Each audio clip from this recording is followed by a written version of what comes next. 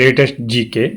ఇది కేవలం కులం సంబంధించి, సోషాలజీకి సంబంధించి, గ్రూప్ సర్వీసెస్కి సంబంధించి కొన్ని క్వశ్చన్స్ ఇవ్వడం జరుగుతుంది.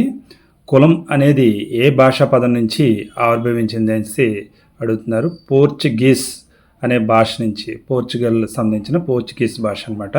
ఇది ఒక డచ్ భాష. దీని నుంచి కులం అంటే క్యాస్ట్ అనే పదం రావడం జరిగింది. కుల వ్యవస్థ దేని నుంచి ఉద్భవించింది అనేసి ఇక్కడ ప్రశ్న. వర్ణ వ్యవస్థ నుంచి. వర్ణము అంటే రంగును బట్టి కుల వ్యవస్థ ఉద్భవించడం జరిగింది. జతపరచండి అని చెప్పేసి ఇవ్వడం జరిగింది.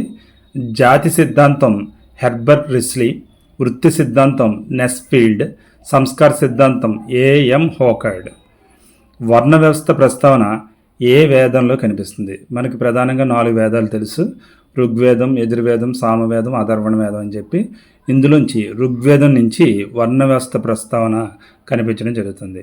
ఉపనయనం ఏ వర్ణం వారికి వర్తించదు, అంటే ఏ రంగు వారికి వర్తించదు ఉపనయనం అనేది చెప్పడం జరుగుతుంది. ఇది నలుపు అనే రంగు వారికి వర్తించదు. చతుర్వర్ణ వ్యవస్థ ఎక్కడ పేర్కొన్నారు? అంటే చతుర్వర్ణం అంటే 4 కులాలు, ప్రధానమైన బ్రాహ్మణులు, క్షత్రియులు, వైశ్యులు, శూద్రులు. ఈ 4 కులాల గురించి ఎక్కడ చెప్పడం జరిగింది అని ఇవ్వడం జరుగుతుంది. వేదాల్లోనే చెప్పడం జరిగింది. ద్విజులు కానివారు ఎవరు? శూద్రుల కింద చెప్తాము. చాతుర్వర్ణ వ్యవస్థలో పై స్థాయిలో ఉండేవారు బ్రాహ్మణులు. ఉపనయనం గురించి ఎందులో చెప్పడం జరిగింది అంటే గృహ సూక్తం అనే దాని నుంచి చెప్పడం జరిగింది, అందులో చెప్పడం జరిగింది. కుల వ్యవస్థ ఎప్పుడు ఆవిర్భవించిందని చాలామందికి అనుమానంగా ఉంటుంది.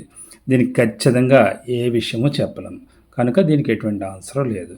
సో ఇవి కాంపిటేటివ్ ఎగ్జామ్స్కి, ముఖ్యంగా గ్రూప్ సర్వీసెస్కి, సోషాలజీ ప్రధానంగా సబ్జెక్ట్ కలిగిన వారికి చాలా ఉపయోగపడుతుంది. ఈ విషయం గమనించి నోట్ చేసుకుని ప్రాక్టీస్ చేయండి. Thank you. All the best. మీ చెల్లెలు రత్నకుమార్. జై హింద్.